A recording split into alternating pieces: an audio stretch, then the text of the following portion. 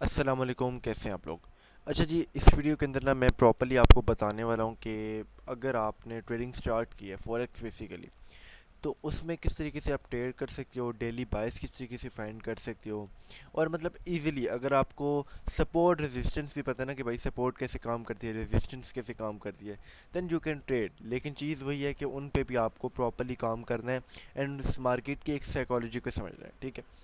तो मैंने गोल्ड का चार्ट खोला हुआ है। अब मैं इस पे ना सबसे पहले हम जाते हैं डेली टाइम फ्रेम के मुताबिक। अब आपने ना थोड़ी सी अगर आपको कैंडलस्टिक पैटर्न्स आते हैं, कैंडल्स आती हैं, तो आप तब भी चीज़ें समझ सकते हो। अब देखो, गोल्ड के अंदर मैं डेली टाइम फ्रेम के अंदर क्यों, यानी कि ये डे की कैंडल है, सॉरी, ठीक है। तो अब यहाँ पे अगर मैं लेवल को मार्क करता हूँ, लेवल क्या हमारा बनता है, एक ये एक जोन है जो कि बहुत ऊपर जोन है, ठीक है।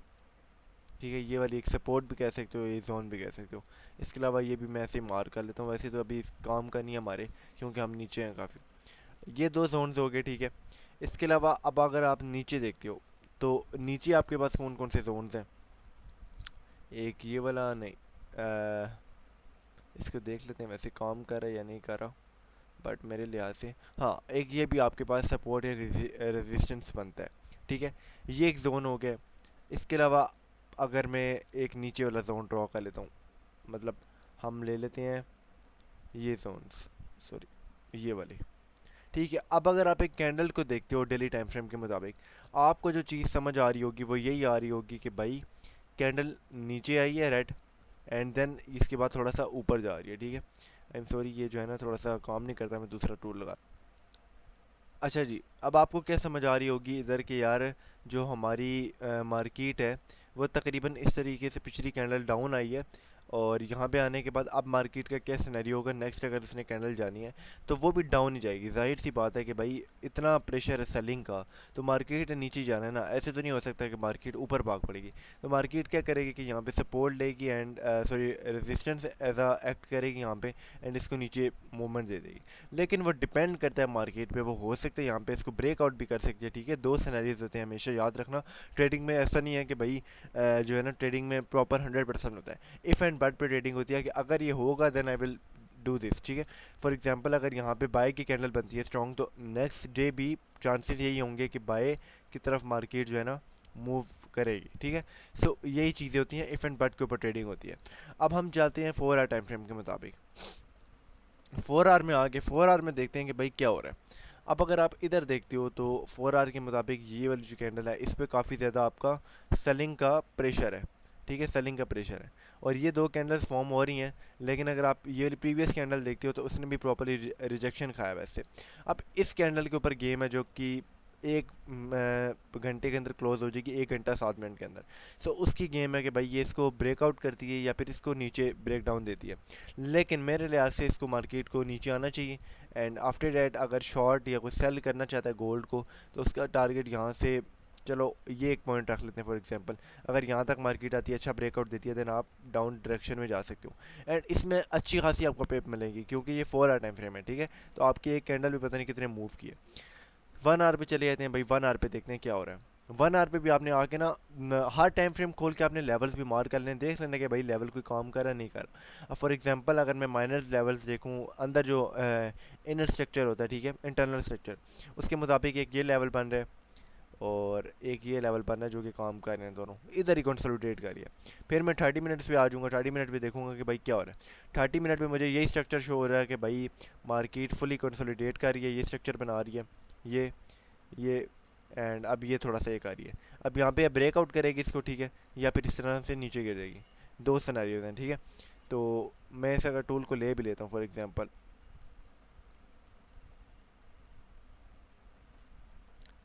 ये होता है एक हमारा तरीका। अब मार्केट इस पॉइंट पे है, ठीक है। अब अगर इस स्ट्रक्चर को मैं लेता हूँ तो इस स्ट्रक्चर में आपको क्या चीज़ें समझ आ रही हैं कि भाई मार्केट एक किस्म का आपका ट्रेंड वाइज इस तरीके से आ रही है, ठीक है। ये आपके पास एक सपोर्ट लेवल है या फिर रेजिस्टेंस है, सॉरी रेजिस्टेंस है आपके पास।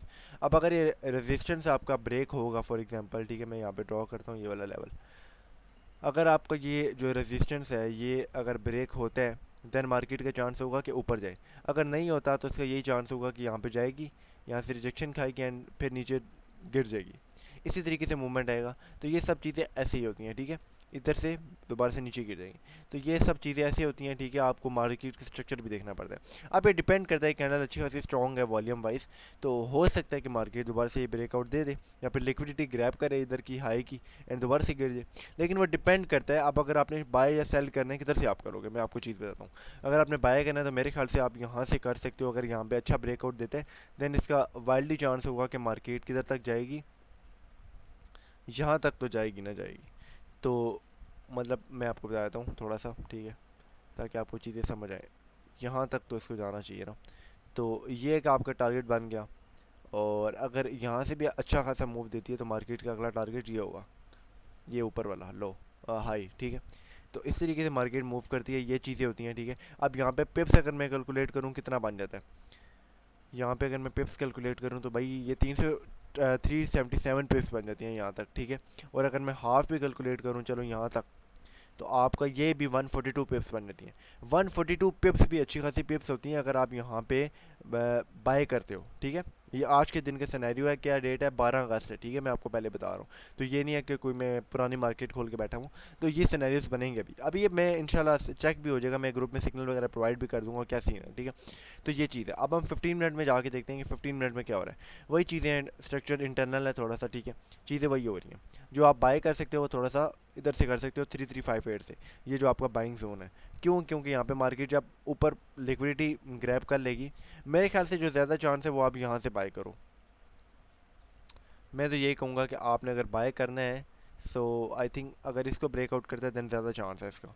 लेकिन यहाँ से भी चांस है कि ये मार्केट उठेगी एंड काफ़ी ज़्यादा ऊपर मूव करेगी, ठीक है। तो ये दो चीज़ें हैं, लेकिन मेरे ख्याल से ये वाला जो एक है ना हमारे पास लेवल, बिकॉज ये भी एक लेवल पड़े हुए हैं, ठीक है। तो इन पे भी मार्केट जाके कोई रिजेक्शन वगैरह ना दे दे, इसलिए मैं कह रहा हूँ एक आपके पास अच्छा एक पॉइंट्स आ जाए। तो ये चीज़ है। बाकी अभी लंदन सेशन और इनके ओपनिंग में आपको पता चल जाएगा क्या सीन है, ठीक है। फिर हम चले लेते हैं 5 मिनट के ऊपर। 5 मिनट भी देख लेते हैं। 5 मिनट बेसिकली स्कैल्पिंग जोन होता है, या फिर आप 1 मिनट या 5 मिनट कंबाइन करके अगर आप स्कैल्पिंग कर दो, लेकिन वो फिर यही है कि इस पर रिस्क ज़्यादा होता है, ठीक है। जैसे आप इधर स्कैल्पिंग कर सकते थे, ठीक है, यहाँ पे स्कैल्पिंग क्यों बनती थी मैं वो भी चीज़ बताता हूँ। अगर आप देखते हो ये एक आपके पास जोन है, तो यहाँ से मार्केट जो है ना मतलब ज़्यादातर उठ रही है, तो यहाँ पे आप क्या कहते हैं इसको लॉन्ग कर सकते थे या बाय कर सकते थे। तो ये चीज़ है, ठीक है। बाकी यहाँ पे अगर मैं पिप्स कैलकुलेट करूँ, अगर फॉर एग्जांपल यहाँ पे आप बाय करते एंड अगर ये आप इतना भी टारगेट रखते तो आई थिंक 50-60 पिप्स आपको आराम से इजीली मिल जाती। अगर स्टॉप लॉस रखते, स्टॉप लॉस कितना आपका बन जाता फॉर एग्जांपल, तो अगर आप मतलब 25 पिप्स 29 पिप्स भी यार रखते, 30 पिप्स भी रखते, तो आपको 1:2 तो मिल रहा है ना इजीली। तो ये चीज़ है, ठीक है, इसमें भी आप तरीके से चल सकते हो, लेकिन ये थोड़ा सा रिस्की होता है। बेटर यही है कि आप बड़े टाइम फ्रेम में चीज़ें मार करो, प्रॉपर्ली देखो। एंड अगर आप ये 6 महीने सिर्फ प्रैक्टिस करते हो डेमो के अंदर, भाई मैं आपको गारंटी दे रहा हूँ कि आप अगर रियल अकाउंट से स्टार्ट करते हो then you will be profitable. लेकिन चीज़ें वही हैं कि अगर आप प्रैक्टिस नहीं करोगे, आप कहोगे डायरेक्ट पैसे डाला जाए और इसमें प्रॉफिट किया जाए, देन इट्स नॉट पॉसिबल कि यार आप जल्द जो है ना ट्रेडिंग के अंदर प्रॉफिटेबल हो पाओ। तो बेटर यही है कि एनालिसिस वगैरह करो, चीज़ें देखो क्या हो रही है, मार्केट के स्ट्रक्चर को समझो, देन इंशाल्लाह आपको फ़ायदा हो। बाकी ये डिपेंड करते हैं आप इफ़ एंड बट पे ट्रेड है, ठीक है। वही चीज़ है कि मैं आपको डायरेक्टली बता देता हूँ, अगर यहाँ पे आती है तो यहाँ पे आप शॉर्ट करोगे यहाँ से, क्योंकि चांस है भाई नीचे गिरने का मार्केट को, ठीक है। और अगर मार्केट लॉन्ग मतलब ऊपर की तरफ जाती है, सो इसको या इसको अगर ब्रेक करती है then you can buy. And अगर आप टारगेट 154 पे भी रखते हो तो यार अच्छा खासा है। स्टॉप लॉस आपका थोड़ा सा ऊपर नीचे हो सकता है, लेकिन स्टॉप लॉस आपको अपनी मर्जी से डिसाइड करना पड़ेगा चीज़ें देख के। बाकी ऑर्डर ब्लॉक वगैरह भी देख लेते हैं, एसएमसी वगैरह के मुताबिक क्या बनना है। एसएमसी तो भाई यही कह रहा है कि आपके पास दो चीज़ें हैं। मैं अब अपने कॉन्सेप्ट अगर लगाऊँ तो वो फिर आपके लिए कॉम्प्लिकेटेड हो जाएगी, लेकिन वही चीज़ है कि मैं उस पर भी लगा के देख लेता हूँ कि भाई क्या बनना है। अच्छा, ये हमारे पास एक सप्लाई थी। अच्छा, अब डिपेंड करता है, ये जो हमारे पास ये वाला लेवल है ना, एक बहुत इंपॉर्टेंट लेवल है जो कि ये वाला लेवल है। मैं ड्रॉ कर देता हूँ इसको प्रॉपरली। हमारे पास जो ये लेवल है ना, एक तरह का ये बहुत इंपॉर्टेंट लेवल है।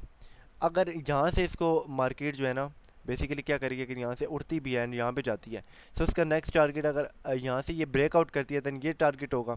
एंड अगर ब्रेकआउट नहीं करती, अगर रिजेक्शन देती है एंड प्रॉपरली नीचे की सेलिंग देती है, तो उसका चांस यही होगा कि वो नेक्स्ट यहाँ पे आएगी एंड यहाँ पे आएगी। तो ये चीज़ भी आपके पास, आप यहाँ से भी शॉर्ट वगैरह कर सकते हो, ठीक है। अगर आपको यहाँ पे रिजेक्शन मिलता है then you can sell from here, and target आपका ये भी हो सकता है और थोड़ा बहुत आप कर सकते हो अपने लिहाज से। तो ये चीज़ें दो सिनेरियोज बन रहे हैं, ठीक है। अब देखते हैं चीज़ें क्या होंगी मार्केट में, ज़ाहिर सी बात है। अब मैं यहाँ पे कोई ऑपरेटर तो बैठा हुआ नहीं हूँ, लेकिन ये कि हम एनालिसिस कर सकते हैं, हम अपनी मेहनत कर सकते हैं। तो ये था यार आज की वीडियो। तो मैंने आप लोगों को थोड़ा सा बताया कि आप सपोर्ट रेजिस्टेंस यूज़ करके भी कैसे लेवल फाइंड कर सकते हो, कैसे रेजिस्टेंस एंड सपोर्ट फाइंड कर सकते हो, एंड प्रॉपर्ली इसमें ट्रेड कैसे कर सकते हो। इसमें कोई ज़रूरत नहीं आपको कोई ऑर्डर ब्लॉक कॉन्सेप्ट जानने की, कुछ भी नहीं।